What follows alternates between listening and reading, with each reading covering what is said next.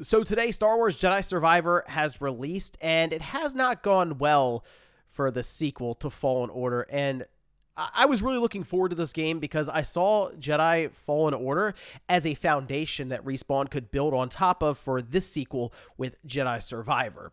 But as soon as the game released, specifically on PC, it just exploded online with some of the worst performance and optimization issues I think I've really ever seen. I mean, we just had The Last of Us Part 1, and I'm looking at this thinking of Arkham Knight PC port. But it goes a bit further than that because it also includes the Xbox and PlayStation versions. And I'm going to go over all of that here today and how it's just been a massive disappointment, especially for someone like me who was really looking forward to the game. So if you guys enjoy the video, make sure you like it and subscribe if you're new. So, I mean, the only way I can really describe the launch has been disastrous. That's really the best thing I can think of. And part of that goes into not necessarily just the game launching in this state, but very clearly EA knowing it had issues and still kind of pushing it out there for the $70 price point. Remember, this game had already been delayed once before, so I don't know if they were looking around thinking, well, we can't delay it again. It has to come out, but this is one of those situations where, yes, you should delay it again, and I know there is that initial, like, oh, come on, we got to delay this thing again. But what's the thing people always say? Oh, take your time. It's all right. And in this case, for Jedi Survivor, yeah, I would have rather had a better product 2 or 3 months from now rather than get it right here and now. And I had talked about this in Newswave, but when this tweet went out where they start talking about patches, they say arrive on launch day across all platforms, then the weeks ahead deploying patches to fix bugs, improve performance, and add more accessibility features. All that tells me is they know that there are problems with the game, and they just couldn't delay it. They had to push it out there, and it's frustrating, obviously, to see that, because I've been playing the game on the Xbox Series X. I started legitimately like at midnight last night, started playing because I was very excited. I got about an hour in. I started playing some more earlier today, and it is rough. So in the beginning with the Xbox Series X specifically, I noticed frame rates were all over the place, tanking at times, especially when there was a lot of stuff happening kind of in the background, because you start on Coruscant and then you work your way to another location. And at this new location, which is where I'll record some footage now for, it hasn't been as bad. So I'm hoping as I go forward, the performance more or less evens out and it's better, but I am playing in the performance mode, seeking 60 frames per second. There is a quality mode, but it is capped at 30 to my understanding, and playing it feels much slower than that nice performance mode. And when everything works with this game, it is a ton of fun. I mean, some of the positives include when you fight your first couple of stormtroopers and you hit them with your lightsaber, limbs start flying off. Like, the lightsaber feels deadly in this, and it hasn't felt that way in a long time. I mean, I have to go back to the old days of, like, Dark Forces 2, Jedi Knight, to where you were hacking up different stormtroopers and enemies. And if you look at Fallen Order, you could cut up different creatures, but the big thing was there was no real dismemberment with stormtroopers or any of that. Here, I don't say it's over the top, but they definitely hurt everyone, I will say that. Which is why seeing a really fun game in front of me right now that's hampered by a lot of these technical issues is so frustrating. And if you look over on Steam, it's sitting at mostly negative, and a lot of this comes down to the PC port being, I mean, just terrible. Like it's impressive how bad it is, and people with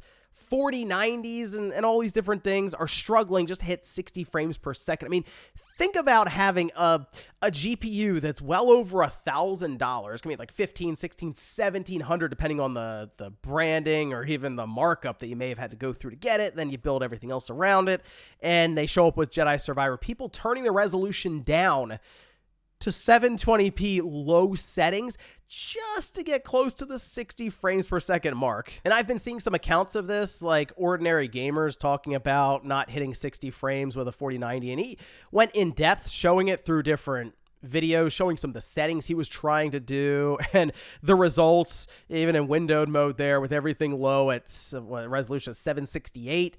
No, it's coming in like the 20 frames per second range. Now, all of this has forced EA and Respawn to release this statement here for Jedi Survivor, where they say, "We are aware that Star Wars Jedi Survivor isn't performing to our standards for a percentage of our PC players, in particular those with high-end machines or certain specific configurations. For example, players using cutting-edge multi-threaded chipsets designed for Windows 11 were encountering problems on Windows 10 or high-end GPUs coupled with lower-performing CPUs.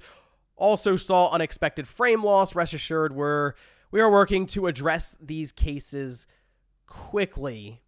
So the thing with PC gaming, and you're going to run into this with a lot of different releases, because I mean, think about it, especially recently, PC gaming has been kind of struggling a bit. We saw what happened with like The Last of Us Part 1. That was just another disastrous launch. That one for Sony and Naughty Dog.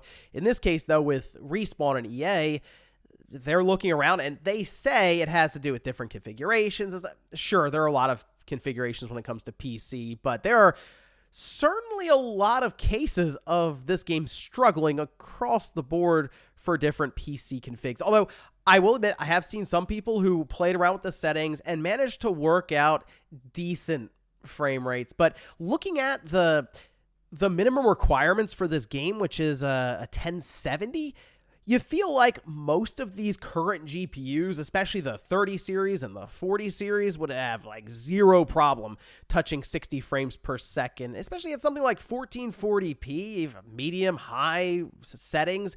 That should be no issue at all. So it's very clear there is a problem with this game right now at launch. And it is interesting because some reviews did mention performance issues and others just kind of glossed over it a bit. And that's the thing you have to weigh out when you're doing reviews is, will these performance issues still be around a year or two from now, meaning that your review would not have aged very well? And is the game itself able to transcend some of those issues? Well, I can tell you, my time with Jedi Survivor, while it has been limited to about 3 hours or so, I have felt like the performance affected things. There's a boss earlier on in the game, right in that first area, one of the sisters that you fight, and there were some serious frame rate drops to where it wasn't throwing off my timing, but it was that moment of like, whoa, okay, hold on a minute here. I got to get reset here with what I'm looking at, what I'm locked onto, and all these different things. And it was kind of happening as the sister was moving around, and especially in like the second part of the fight where the saber's getting twirled around a lot, it's just the game did not know how to deal with any of that. So it's unfortunate because the talk around Jedi Survivor, again, just based on what I've seen, should be how fun the game is. And all it's about right now is just how broken the game is. So it's unfortunate. It's certainly a disastrous launch for Respawn and EA. And hey, when a game comes out at $70, we have this expectation that prices have gone up and quality will also go up, whether it's optimizations or just what we see in the games themselves. So not a lot of excuses here to be made for Respawn and EA in this case. And I mean, they launched it too early. That's the best thing you can really, that's the only way you can really explain this. And now they have to hopefully get stuff patched up and fixed like rapidly, especially on the PC side. That, like, I feel like I can get through the game on the Xbox Series X, and this has not made the game unplayable. But on PC, it kind of is, from what I'm seeing with some of these different clips and people's accounts of what they're going through. But let me know what you guys think about this one down below. I'm especially curious, people who are playing it on different platforms. Let me know the platform you're playing it on, what your experience has been so far, especially on the crashing side.